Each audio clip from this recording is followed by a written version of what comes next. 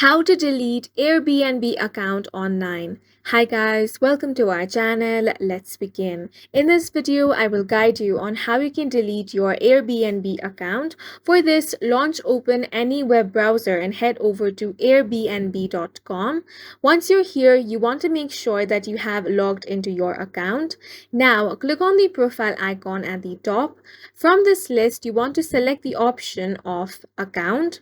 Once you select this, it will bring you to another page. Here you have different account settings. You want to scroll down and here you have the option that says need to deactivate your account. Go ahead and click on take care of this now option. Once you click on this option, it will take you to another page. Here, you will have to select the reason as to why you want to deactivate your account. Go ahead and select your preferred reason. After that, click on the continue option.